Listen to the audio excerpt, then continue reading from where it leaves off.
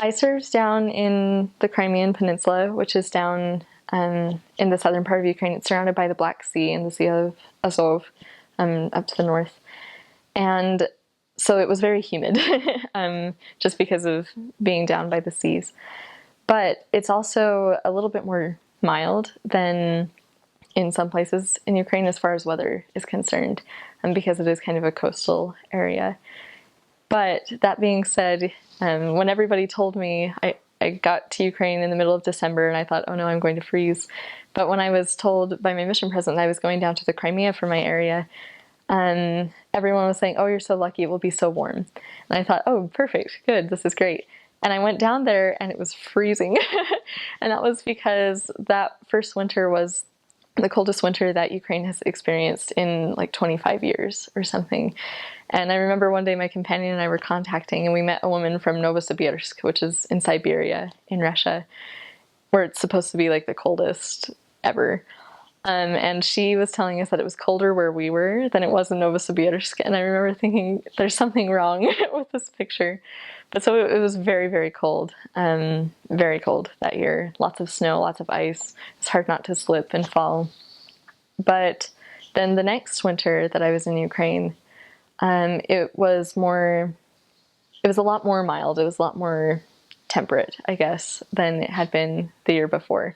And I remember thinking, okay, this I can handle. It's not quite as snowy. It snowed a few times while I was down there, but it mostly just rained. And it did still get quite cold, but it wasn't unbearable. We were still able to, to function without having to go inside every few minutes and kind of defrost a little bit and then go back out and keep working.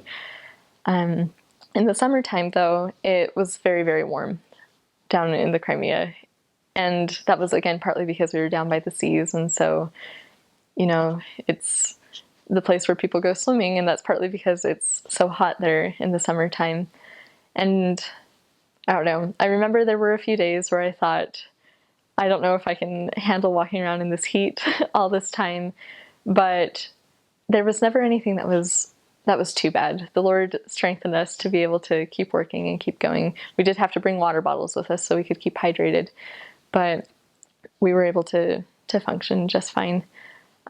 We discovered that the best times for doing missionary work in terms of like street contacting or working in the parks are in the spring and in the fall, because it's warm, it's pleasant outside, but it's not too warm and it's not too cold. And so that was kind of nice when you had those really mild days and you could go outside and everyone was just in a good mood, and you would go and stop someone on the street and they'd at least be willing to listen to you for a few minutes and say, oh, well, I'm not interested, but go have a good day. And you think, oh man, everyone is so much happier now than they are when it's freezing cold or when it's really, really hot. So those are kind of the best moments, or when it's just kind of the perfect temperature.